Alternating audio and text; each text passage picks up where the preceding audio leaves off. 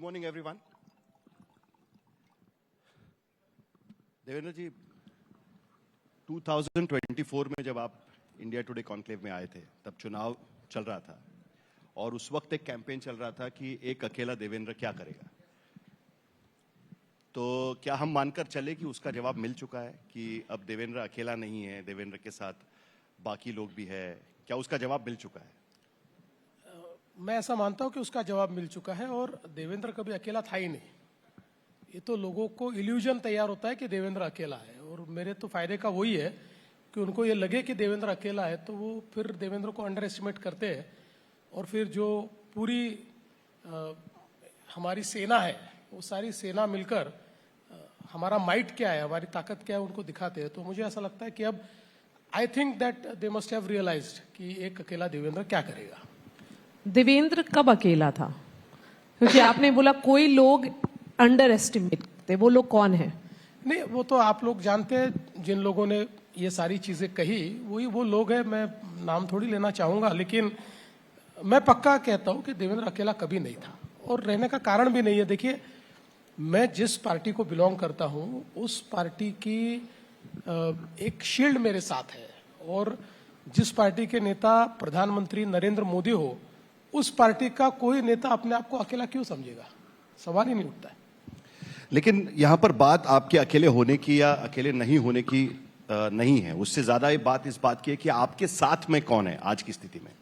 क्योंकि जब संकट होता है तब आपको आपका चेहरा आगे किया जाता है, और इस बार हमने देखा कि जो मुंबई में रहते हैं उन्हें यह पता होगा कि हर जगह पर एक बड़े बड़े होर्डिंग्स लगाए गए थे जिसमें सिर्फ देवा भाऊ और छत्रपति शिवाजी महाराज दिखे थे। मुंबई के सारे न्यूज़पेपर्स में बड़े बड़े एडवर्टाइजमेंट्स आए हुए थे।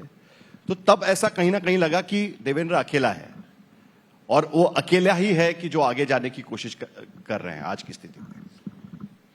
देखिए, पहली बात तो यह है कि एक पोस्टर कितना पावरफुल स्टेटमेंट कर सकता है, ये मुझे ऐसा लगता है कि विज्ञापन की दुनिया में इसको भी एक प्रोमिनेंस देना चाहिए। क्योंकि पोस्टर क्या है, छत्रपति शिवाजी महाराज खड़े हैं, उनके चरणों पर मैं कुछ पंखुड़ियां डाल रहा हूं, इतना ही पोस्टर है। देवा भाऊ लिखा है, न उसमें ये लिखा है कि मुझे वोट दो, न ये लिखा है मैं महान हूं, न उसमें लिखा है मैंने कुछ किया है, न उसमें कोई महिमा मंडन है, कुछ भी नहीं है। लेकिन बावजूद उसके कुछ लोगों को मिर्ची लग गई और उसके ऊपर कई लोगों ने विवाद भी खड़ा कर दिया।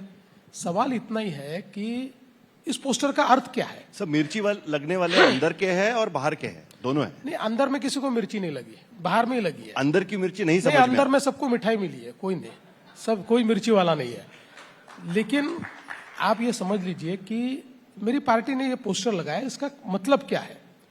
इसका इतना ही मतलब है इस पोस्टर का कि चूंकि एक मराठा आरक्षण का विषय चल रहा था और मराठा समाज जो एक महाराष्ट्र का बहुत प्रोमिनेंट समाज माना जाता है, एक उसका कंट्रीब्यूशन महाराष्ट्र के पूरी संस्कृति में और इतिहास में बहुत महत्वपूर्ण है, और वो आरक्षण मांग रहा है, उसके लिए कुछ निर्णय हमको लेना है। उस समय जो हमारे ओबीसी है, जो हमारे पिछड़े हैं, जो हमारे अति पिछड़े, घुमंतु है, एससी एसटी है, ऐसे कई लोगों के मन में ये शंका थी कि भाई कहीं हमारा आरक्षण कम करके तो आप उनको नहीं दे रहे हो।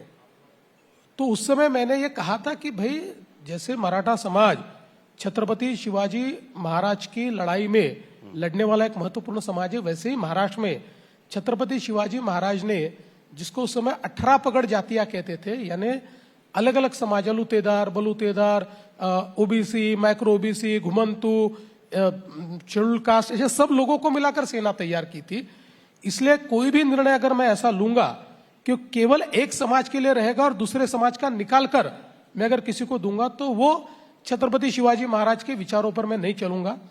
हमने जो निर्णय लिया उससे ओबीसी समाज के लिए हमने उनके आरक्षण से किसी को आरक्षण नहीं दिया, मराठा समाज का भी जो प्रश्न था उसको हमने एक प्रकार से सॉल्व किया।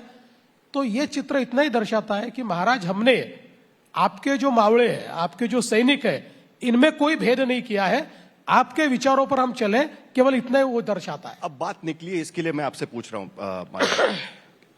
एक इंटरेस्टिंग बात उस पोस्टर में मुझे लगी कि आपने फडणवीस ड्रॉप किया था उसमें। पता नहीं वो आपके मंजूरी से पोस्टर लगे थे या पार्टी क्योंकि आपने कहा कि पार्टी ने लगाए हुए हैं।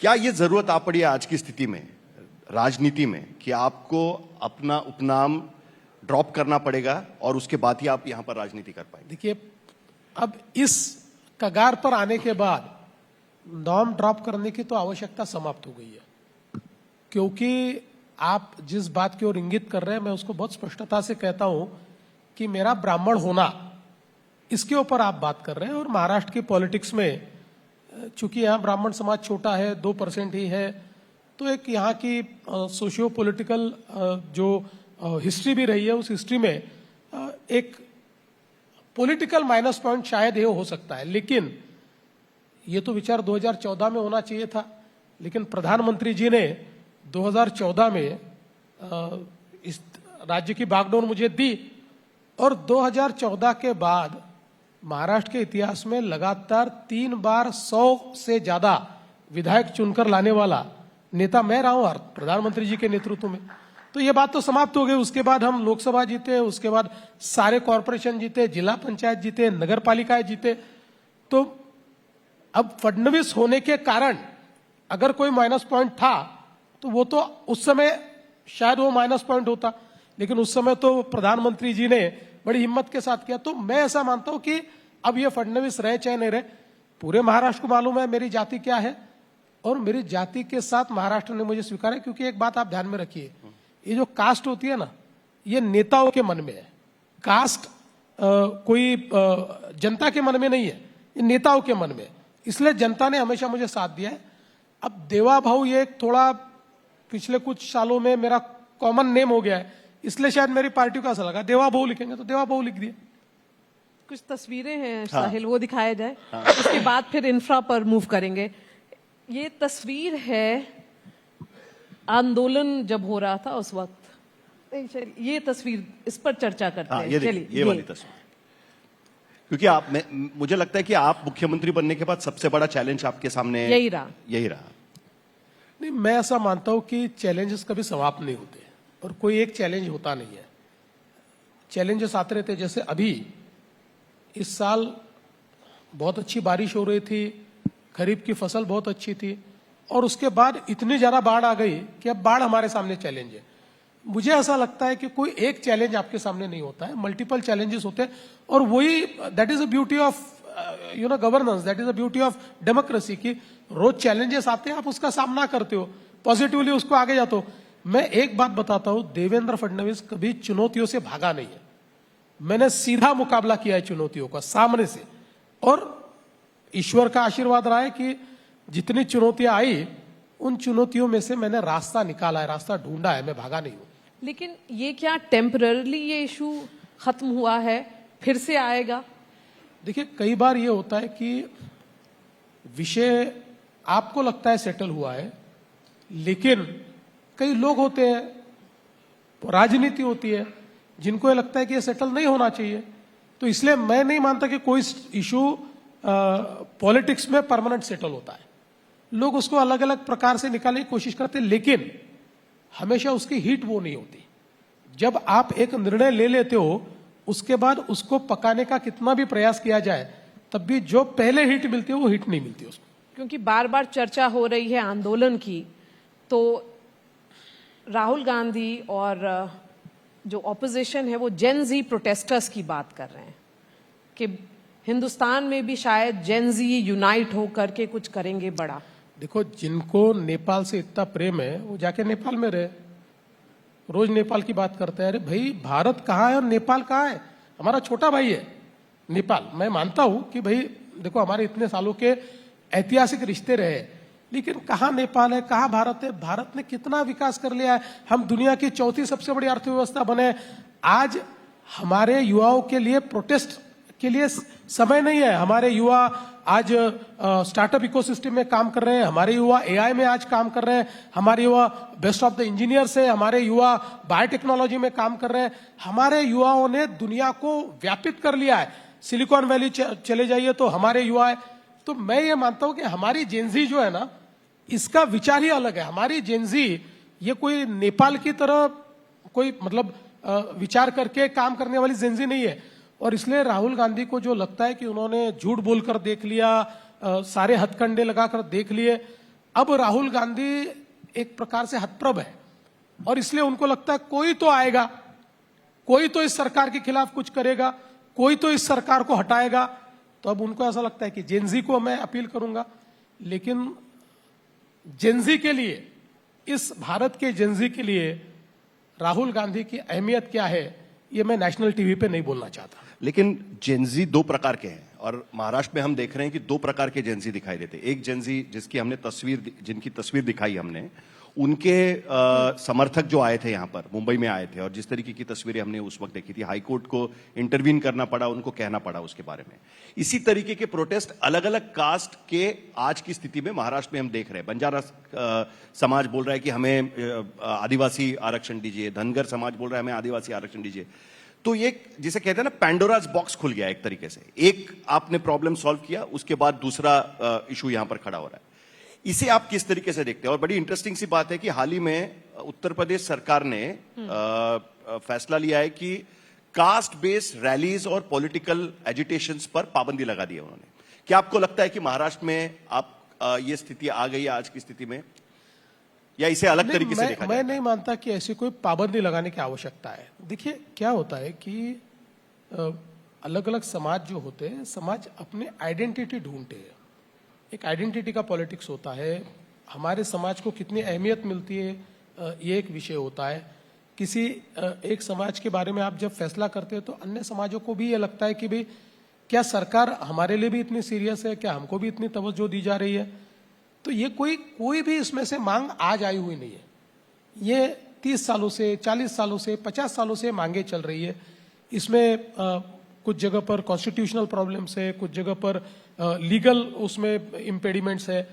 लेकिन चूंकि समाज की एक मानसिकता होती है, समाज की कुछ आवश्यकताएं होती है और समाज की कुछ मांगे होती है, तो मैं ऐसा मानता हूं कि उसको एड्रेस किया जाना चाहिए। और मैं हमेशा प्रयास करता हूं कि इसको मैं एड्रेस करूं। ये मैं नहीं कहता कि हर चीज को मैं सॉल्व कर पाऊंगा, क्योंकि संविधान के बाहर, कानून के बाहर, उसके दायरे में रहकर ही मुझे ये सारी चीजें करनी पड़ेगी।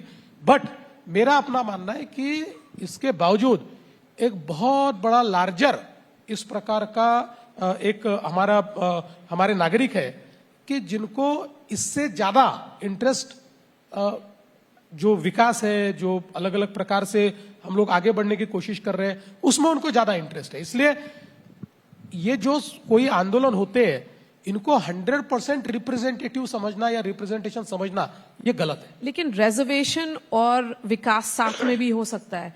आप लोग एस्पिरेशनल इंडिया की बात करते हैं, ये एस्पिरेशनल इंडिया अपनी आइडेंटिटी बचा करके आगे बढ़ने की कोशिश कर सकता है, और यही एस्पिरेशनल इंडिया अपनी जो सब नेशनल आइडेंटिटी के साथ ये सोचता है कि हमें और भी मिले। नहीं, उसमें गलत क्या है? देखिए, मैं हमेशा ये कहता हूं कि एस्पिरेशनल होना और उस एस्पिरेशन के लिए अलग अलग प्रकार का विचार होना, ये कोई गलत बात नहीं है। मैं ऐसा मानता हूं कि मेरे समाज के लिए एफर्मेटिव एक्शन होनी चाहिए, मुझे और उसकी आवश्यकता है, ऐसा किसी समाज को लगना ये कोई गलत बात नहीं है। हाँ, उसमें इतना ही होता है कि one has to strike the balance, because एक नॉर्मल आदमी जो होता है, उस आदमी को यह समझ में नहीं आता कि सरकार को बैलेंस बनाना पड़ता है। सरकार किसी भी एक समाज की ओर झुक नहीं सकती, सभी समाज को साथ में लेकर चलना पड़ता है। तो ये चीजें धीरे धीरे सबको बतानी पड़ती है। कई बार लोगों को ये लगता है कि भाई हमको मिलना चाहिए, हमको इतना क्यों नहीं मिलता, तब उनको ये बताना पड़ता है कि आपको इतना देने के लिए इनका निकालना पड़ेगा, इनका हम नहीं निकाल सकते। आपका देना चाहते हम, तो आपको देने के लिए हमारे पास इतना है, इतना हम आपको देंगे, लेकिन इनका निकाल कर आपको नहीं देंगे। लेकिन क्या ये वक्त आ गया है कि अब इस मुद्दे पर एक नेशनल डिबेट जरूरी हो गया? क्योंकि कई सारे लोग, सुप्रिया सुले उस दिन किसी इंटरेक्शन में उन्होंने कहा कि जिन्हें जरूरत नहीं है उन्हें आरक्षण नहीं लेना चाहिए, उसको लेकर भी बवाल हुआ। क्या आपको लगता है कि एक नेशनल डिबेट की जरूरत आज की स्थिति में आ पड़ी है? कई बार कई संगठन इसकी मांग कर चुके हैं कि एक बार इसके बारे में सोचना चाहिए। मुझे ऐसा लगता है कि हम बहुत ही इवॉल्विंग सोसाइटी है, और आज अगर हम लोग देखें तो जो ओबीसी का रिजर्वेशन है, उसमें नॉन क्रीमिलियर एक प्रकार से यही दर्शाता है कि ओबीसी में या पिछड़ों में जो गरीब है उनको ही रिजर्वेशन मिलना चाहिए। इसके लिए सुप्रीम कोर्ट ने नॉन क्रीमी लेयर की एक व्याख्या तैयार की है और कौन क्रीमी लेयर है और कौन नॉन क्रीमी लेयर है डिस्क्रिमिनेट करके reservation will be applicable only to the people who belong to non creamy layer of the society, ये कर दिया है। अब रिसेंटली सुप्रीम कोर्ट ने ही ये बात कही है, अपने एक ऑर्डर में ये कहा है कि धीरे धीरे शेड्यूल कास्ट के लिए भी हम लोग ये प्रयास करें कि नॉन क्रीमी लेयर के कॉन्सेप्ट पे जाए, क्योंकि शेड्यूल कास्ट में भी शायद हर राज्य में एक डोमिनेंट समाज है जो समाज ज्यादा रिजर्वेशन का फायदा लेता है। की बात कर रहे हैं। तो उसका एक उन्होंने दोनों चीजें कही, उन्होंने एक सब क्लासिफिकेशन भी कहा है और साथ साथ नॉन क्रीमी लेयर का कॉन्सेप्ट भी कहा है। अब सब क्लासिफिकेशन भी इसी की ओर इंगित करता है कि समाज में अगर जो एक ये जो समूह है, इस समूह में कुछ लोग आगे बढ़ गए और कुछ लोग पीछे रहे, तो जो पीछे रहे उनको भी आगे लाना है तो सब क्लासिफिकेशन करना चाहिए। महाराष्ट्र में भी सब क्लासिफिकेशन हमारा अंतिम चरण में है, हम लोग शायद अगले 2-3 महीने में उसको घोषित कर देंगे। आप शेड्यूल कास्ट में सब क्लासिफिकेशन लागू करेंगे महाराष्ट्र? हाँ जी, हमने उसकी कमेटी तैयार की थी हाईकोर्ट जज के अंडर, वो कमेटी अंतिम चरण में है, हम जल्दी उसको लागू करेंगे। अब एक और तस्वीर है साहिल, उसको भी लाते हैं। ये तस्वीर आप तीनों की है, प्रोड्यूसर अब करेंगे स्क्रीन पर, ये देखिए। और फिर ये तस्वीर, ये कोएलिशन पॉलिटिक्स की तस्वीर है। ये सबके एस्पिरेशन साथ में चल रहे हैं। क्या हम किसी के चेहरे रीड करें इसमें या आप साइकोलॉजी में या एआई के माध्यम से मन के अंदर का कुछ रीड कर रहे होंगे तो मुझे पता नहीं है, वो टेक्नोलॉजी मेरे पास उपलब्ध नहीं है। चेहरा हर चीज बयान नहीं करता, इतना ध्यान में रखिए। और जहां तक कई लोगों के चेहरे पर जो है वो अंदर नहीं दिखता। नहीं, ऐसा है कि हो सकता है, मतलब इसीलिए मैंने कहा कि किसी के अंदर क्या चल रहा है ये चेहरे पर नहीं दिखता, किसी के चेहरे से जो दिखता है वो अंदर नहीं चलता। लेकिन जहां तक हम तीनों का सवाल है तो मुझे ऐसा लगता है कि हम तीनों बहुत सीजन्ड लीडर्स हैं, कई सालों से राजनीति में है और हमको राजनीति में सीमाएं क्या है ये भी समझता है। राजनीति में हम लोग कहां तक पा सकते हैं, कहां तक जा सकते हैं, कोएलिशन पॉलिटिक्स में कितना वजूद हो सकता है, ये सारी चीजें हम जानते हैं। एस्पिरेशन तो सबके हो सकते हैं, एस्पिरेशन होना गलत नहीं है, लेकिन मैं ऐसा मानता हूं कि इन सीमाओं को समझने के कारण हमें विवाद नहीं है, विवाद होता नहीं है। हाँ, एक आधे इशू के ऊपर हमारा मत अलग हो सकता है क्योंकि हम 3 अलग पार्टियां हैं, लेकिन हम लोग साथ में बैठकर एक मत बनाते हैं, हम साथ में बैठकर उसको सुलझा सकते हैं और सुलझाते भी हैं।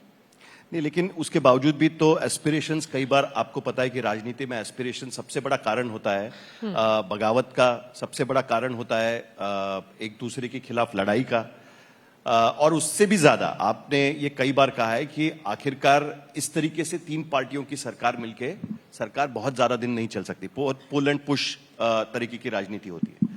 तो क्या ये कोशिश रहेगी 2029 के लिए भारतीय जनता पार्टी की कि आगे चल के हमारे बलबूते पर सरकार बने, हमारी ताकत से सरकार बने? हालांकि इस बार भी आप बना सकते थे शायद, अगर देखिए कोएलिशन पॉलिटिक्स में कोएलिशन को होल्ड करने वाला जो सेंटर पोल है वो अगर मजबूत है तो ये सरकारें ठीक से चलती है। वो अगर मजबूत नहीं है, जैसे हमने महाविकास आघाड़ी की सरकार देखी कि जिसमें तीनों लोग ये अपने आप को जिस प्रकार से मतलब प्रमुख मानते थे, सेंटर पोल अपने आप को मानते थे, तो उसके कारण वो सरकार नहीं चल पाई। हमारी सरकार ऐसे नहीं है, हमारी सरकार में बीजेपी बहुत मजबूत सेंटर पोल के रूप में काम कर रहा है। हम 137 है हम लोग, यानी 145 is the majority mark, we alone are 137।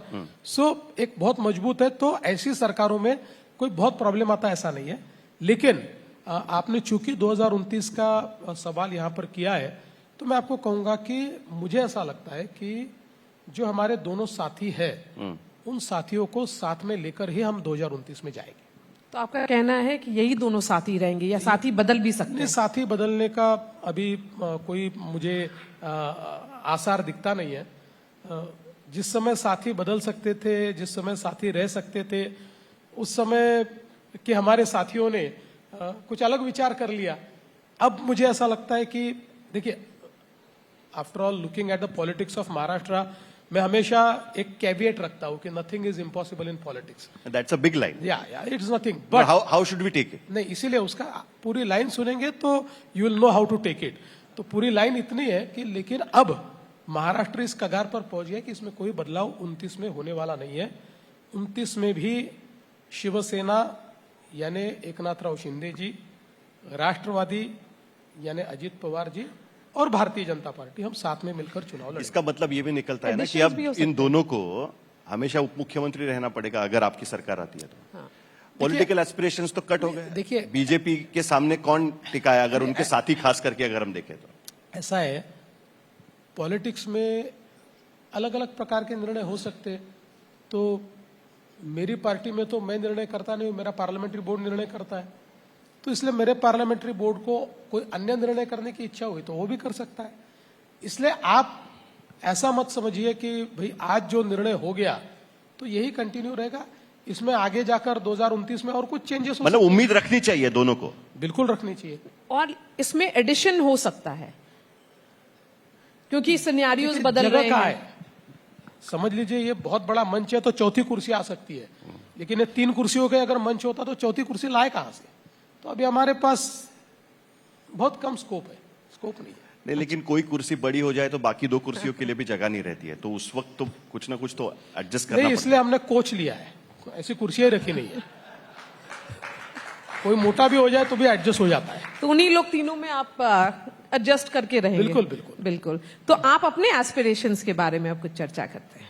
2014 में आप मुख्यमंत्री बने, फिर बीच में बने, फिर अभी बने हैं। तो दिल्ली दूर है या दिल्ली कितने पास है?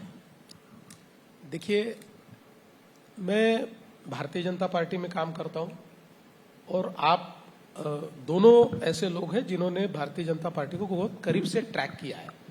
आप रोज हमारे अफेयर्स को देखते हैं और आपको मालूम है कि यहां पर इस पार्टी में कोई ये तय नहीं करता कि वो मुंबई में रहे, दिल्ली में रहे, नागपुर में रहे या और कहीं चला जाए। ये इस पार्टी में व्यक्ति तय नहीं करता है, इसमें पार्टी तय करती है। तो इसलिए मैं ऐसा मानता हूं, लेकिन मेरी पार्टी की कार्य पद्धति को मैं जितना जानता हूं उसके आधार पर मैं कह सकता हूं कि ये 5 साल तो मैं महाराष्ट्र में ही हूं, 5 साल बाद जो पार्टी निर्णय ले। तो लेकिन क्योंकि आपने बताया कि ट्रैक करते हैं हम लोग, एक जो इशू है वो हम लोग भी सॉल्व नहीं कर पा रहे, जो रिपोर्टर्स हैं हम लोग भाजपा कवर करने वाले, कि पार्टी अध्यक्ष कब बनेगा। आप सॉल्व करने की कोशिश क्यों कर रहे हैं? हमारी पार्टी सॉल्व कर लेगी। नहीं, क्योंकि आप मत आप लोग सॉल्व कीजिए, नहीं हम कर उसको पा रहे, सॉल्व तो कर हम ही लोग लेंगे। समझ नहीं पा रहे हैं। नहीं, हो जाएगा, सही समय पर सही चीजें हो जाएगी, सारे प्रॉब्लम सॉल्व हो जाएंगे। प्रॉब्लम कोई है ही नहीं, अध्यक्ष चुनाव हो जाएगा। बड़ी आप बस दिलचस्प ध्यान रखिए। बड़ी दिलचस्प बात है कि कुछ दिन पहले सरसंघ चालक मोहन भागवत ने दिल्ली में एक प्रेस कॉन्फ्रेंस की और उसमें कई सवालों के जवाब उन्होंने दिए। करीब 2.5 घंटा वो प्रेस कॉन्फ्रेंस चली और उसमें उन्हें भी ये सवाल पूछा गया, तो उन्होंने बड़ा दिलचस्प जवाब दिया था। उन्होंने कहा कि अगर हमारे हाथ होता तो इतना समय लगता क्या? तो उससे कहीं ना कहीं हमें लगता है कि कहीं कुछ मामला फंसा हुआ है। और ये सवाल आपसे इसलिए पूछना है क्योंकि कुछ महीने पहले जब तक आप मुख्यमंत्री नहीं बने थे तब आपका भी नाम चल रहा था कि हो सकता है कि आरएसएस के चहीते हैं, यंग फेस है, आरएसएस में गए हुए हैं, नजदीकी है उनकी, तो उन्हें बना दिया जाए जिस तरीके से नितिन गडकरी को बना दिया था 2009 में। देखिए, नाम चलना वगैरह ये खबरों के लिए होता है। मैं आपको एक बात बताता हूं कि हमने भी इतने नाम सुन लिए और उनमें से कई नाम तो ऐसे थे कि हमको भी विश्वास नहीं हुआ कि भाई ऐसे भी नाम मीडिया चला सकता है।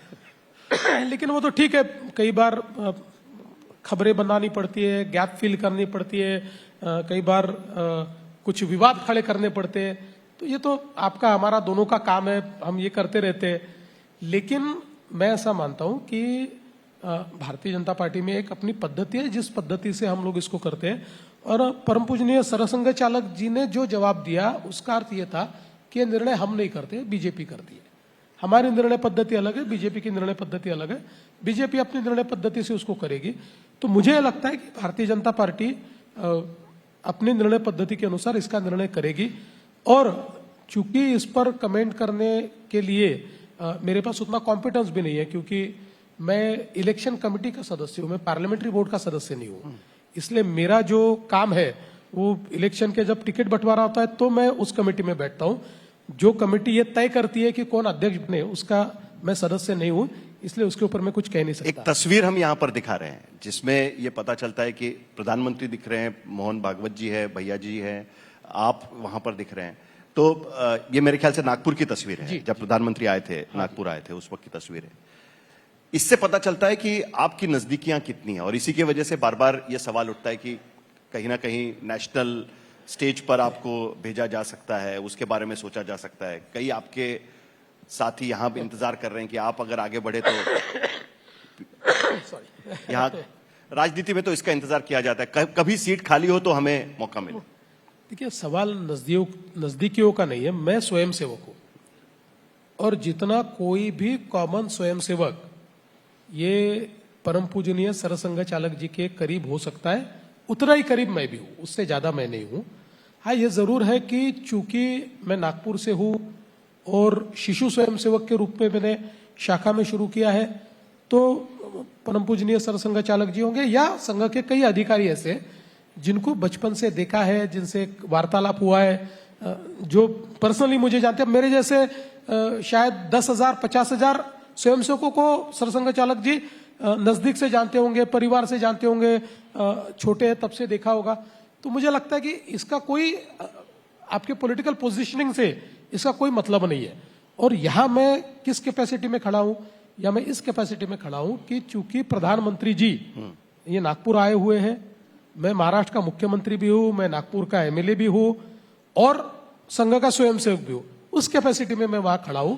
इसमें कोई अलग कैपेसिटी नहीं, मैं नितिन जी हम दोनों उसी कैपेसिटी में वहां पर है। लेकिन ये साल खास है क्योंकि प्रधानमंत्री का भी 75th बर्थडे है, सरसंघचालक का भी 75वां जन्मदिन रहा है इस बार। तो क्या कोई एक इम्पोर्टेंट डिसीजन आरएसएस और भाजपा की तरफ से होगा? नहीं, मेरे हिसाब से तो राष्ट्रीय स्वयंसेवक संघ के लिए ये ज्यादा इम्पोर्टेंट है कि संघ की शताब्दी चल रही है, संघ 100 साल पूरा कर रहा है, और शताब्दी के निमित्त से संघ ने कुछ अपने लक्ष्य तय किए हैं। जो आपने जिस प्रेस कॉन्फ्रेंस का जिक्र किया उसमें परम पूजनीय सरसंघ चालक जी ने वो जो लक्ष्य है वो लक्ष्य भी बताए, किन लक्ष्यों को हम हासिल करने की कोशिश करेंगे।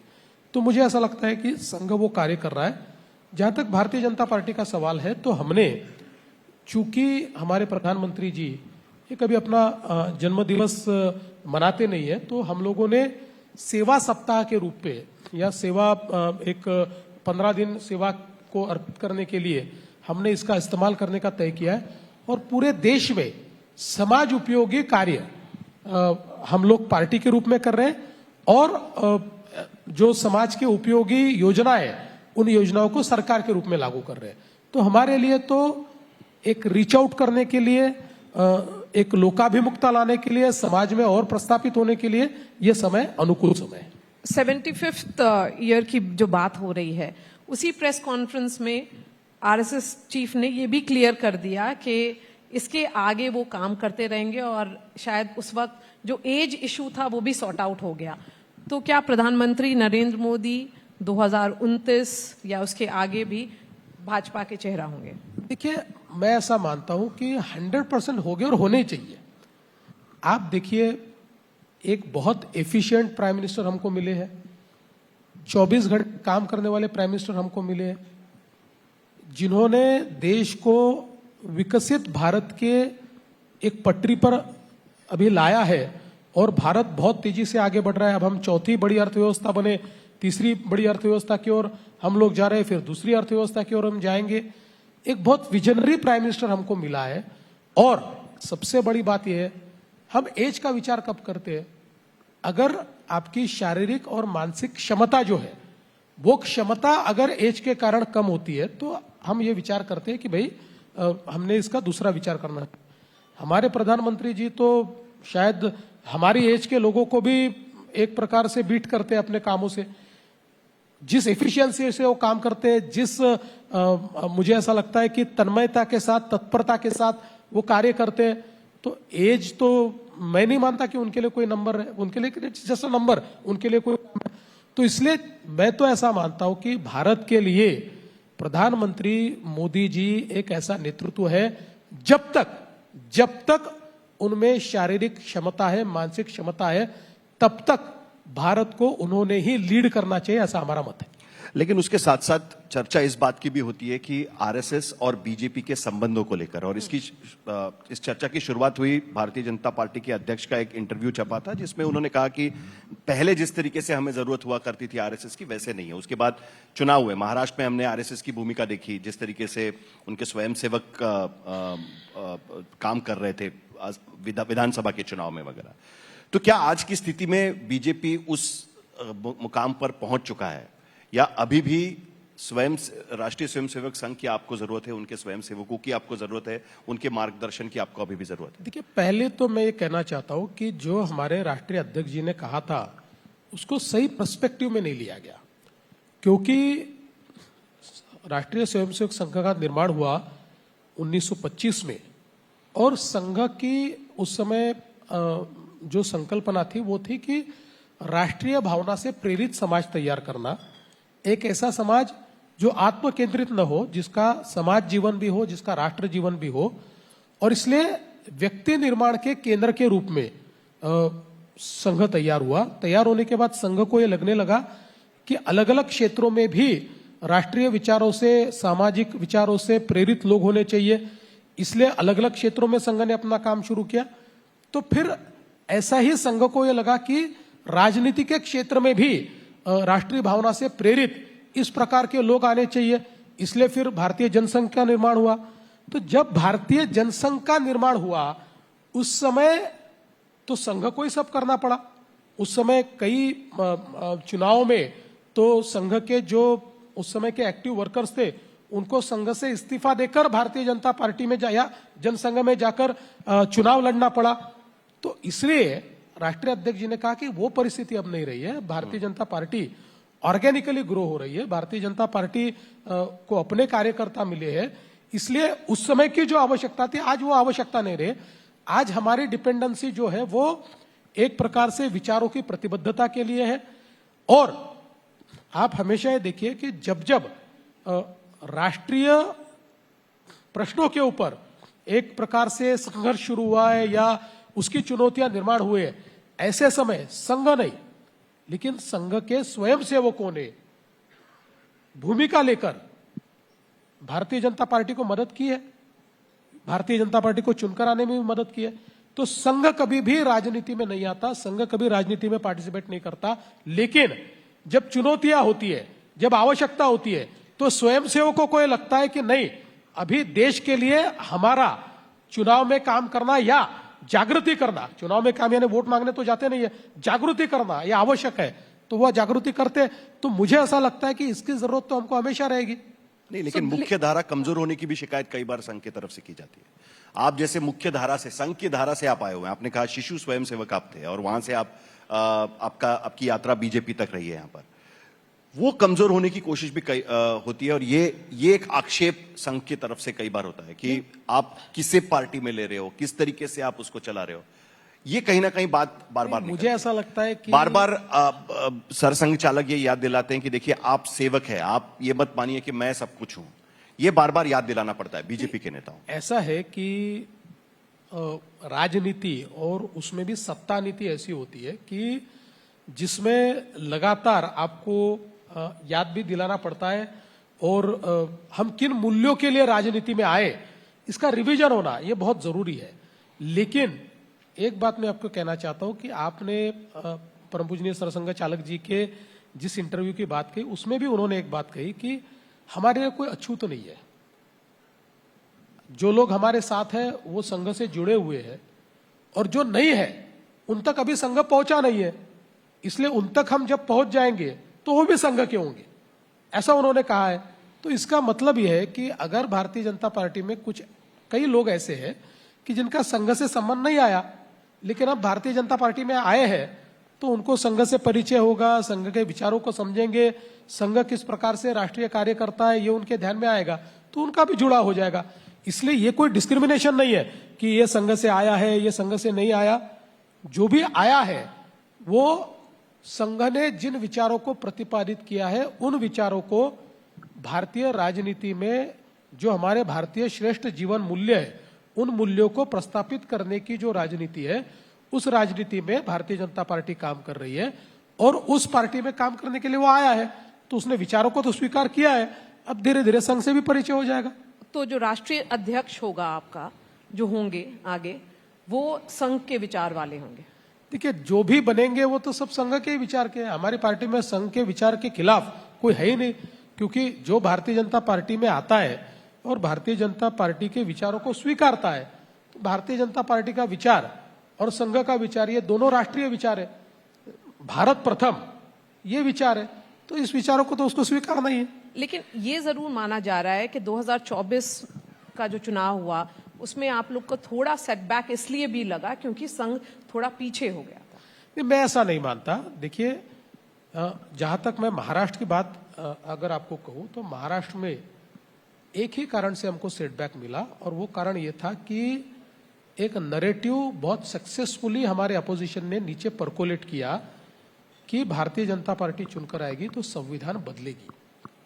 और अनफॉर्चुनेटली जब हमको ये दिख रहा था कि ये लोग इस बात को कर रहे हैं, तो हम लोग यहाँ पर ओवर कॉन्फिडेंस में थे।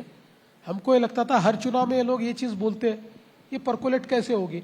लेकिन इस बार उन्होंने एक प्रकार से जो एक नेट तैयार किया था भारत जोड़ो नाम का, जिसमें मैंने विधानसभा में भी दिखाया, नाम के साथ दिखाया कि यूपीए के सरकार ने जिनको अर्बन माओवादी करके घोषित किया था, ऐसी संगठनाएं भी कांग्रेस के लिए महाराष्ट्र में भारत जोड़ो के अंदर संविधान बदलने वाला है, इस प्रकार का प्रचार कर रही थी। तो ये हमारा ओवर कॉन्फिडेंस था, जिसके कारण हमने इफेक्टिवली उसको काउंटर ही नहीं किया, और उसके कारण वो जड़ों तक गया। और लोगों ने, और विशेष रूप से जो हमारे SC ST समुदाय के लोग हैं, जो हमारा उसमें एक बड़ा वोटर है, वो वोटर भी उसके कारण शिफ्ट हुआ।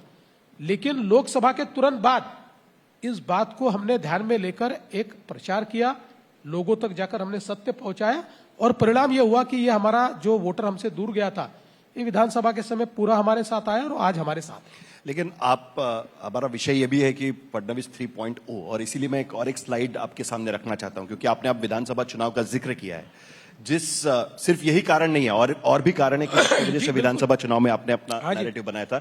एक स्लाइड जो इन्वेस्टमेंट को लेकर है, वो मैं दर्शकों के सामने रखना चाहता हूं, और यहीं से दरअसल महाराष्ट्र का मॉडल हम यहां पर रखना चाहते हैं। ये FDI इन्फ्लोज की साइड है। इसमें आप देख सकते हैं महाराष्ट्र टॉप पर आज की स्थिति में यहां पर नजर आ रहा है। नंबर 2 पे कर्नाटक है, नंबर 3 पे गुजरात, और बाद में दिल्ली और बाकी राज्य यहां पर दिखाई देते हैं। 31.2% टोटल जो FDI इन्फ्लो हुए हैं देश में, वो महाराष्ट्र में खींचने में आप कामयाब रहे हैं। लेकिन महाराष्ट्र की कहानी सिर्फ यही है, या महाराष्ट्र की कहानी वो भी है कि जहां पर अभी भी 2 करोड़ से ज्यादा महिलाओं को 1500 रुपए देने पड़ रहे हैं, और उसी के नाम पर आप चुनाव का कैंपेन आप आज की स्थिति में चला रहे हैं। देखिए, कोई, जैसा आपने कहा, कोई एक कारण ये जीतने का नहीं होता है। माफ कीजिएगा, जीतने के कई कारण होते हैं, कई योजनाएं होती है, कुछ गवर्नेंस होता है। तो ये बात जरूर है कि लाडली बहन योजना, ये जो हमने शुरू की और महिलाओं को 1500 रुपए देना हमने शुरू किया, उसका एक बहुत बड़ा फायदा हमको हुआ, और विशेष रूप से महिलाओं ने बहुत बढ़ चढ़कर हमको वोट दिया। इसमें कोई दो राय नहीं है, इसको छुपाने की भी बात नहीं है। लेकिन उसी समय हमने किसानों के लिए भी कुछ योजनाएं चलाई, युवाओं के लिए भी योजनाएं चलाई, तो अलग अलग योजनाओं का फायदा हुआ। मैं तो ये कहता हूं कि विशेष रूप से एक और भावना जो महाराष्ट्र में तैयार हुई लोकसभा के समय, जिस प्रकार से एक बहुत ही कम्युनल प्रचार ये कांग्रेस ने किया था, उस प्रचार का जो जवाब हमने विधानसभा के समय दिया, उसका भी बहुत बड़ा फायदा हमको हुआ। तो ये सारी चीजें मिलाकर, ये जैसे एक बहुत अच्छा कोई व्यंजन आप तैयार करते हो तो उसमें अलग अलग मसाले पड़ते हैं, तभी वो व्यंजन अच्छा बनता है। तो ऐसे सारी चीजें मिलाकर ये एक बड़ी अच्छी कैंपेन भी हुई और लोगों ने हमको चुनकर भी दिया। लेकिन उसके बावजूद तड़का तो आखिरकार उन योजनाओं का लगाया जाता है कि जो सीधा डायरेक्ट ट्रांसफर के जरिए लोगों को कहे कि देखिए हमने आपको इतने पैसे दिए, आप हमको वोट दीजिएगा। और ये टेम्पलेट अब सब जगह, सब स्टेट्स में चल रही है। बिहार में हम देख रहे हैं कि वन टाइम 10,000 रुपए दिए जा रहे हैं महिलाओं को। क्या राज्य सरकारों को अब सोचने की जरूरत आन पड़ी है कि ये FDI इन्फ्लोज अगर निगेट नहीं करने हैं तो आपको इस तरीके की योजनाएं कहीं ना कहीं बंद करनी पड़ेगी या कम करनी पड़ेगी? देखिए मैं ऐसा मानता हूं कि एक दौर होता है। अभी का दौर जो है ये डायरेक्ट बेनिफिट का दौर है। लोगों को ये लगता है कि हमको डायरेक्ट बेनिफिट मिलना चाहिए, और अगर आप डेमोक्रेसी की बात करते हैं, लोकतंत्र की बात करते हैं, तो लोकतंत्र में लोगों का जो एस्पिरेशन होता है, उनकी अपेक्षाएं होती है, उस पर हमको खरा उतरना पड़ता है। अब इसमें दो प्रकार की राय हो सकती है। एक राय ये होती है कि सोशल सेक्टर स्पेंडिंग आपने कितना करना चाहिए, सोशल इन्वेस्टमेंट कितनी करनी चाहिए, ये राय होती है। एक दूसरी राय ये भी होती है कि इसके कारण अर्थव्यवस्था में पैसा आता है, अर्थव्यवस्था को उसके कारण एक प्रकार से रोटेशन मिलता है। तो इसको कई तरीके से देखा जा सकता है।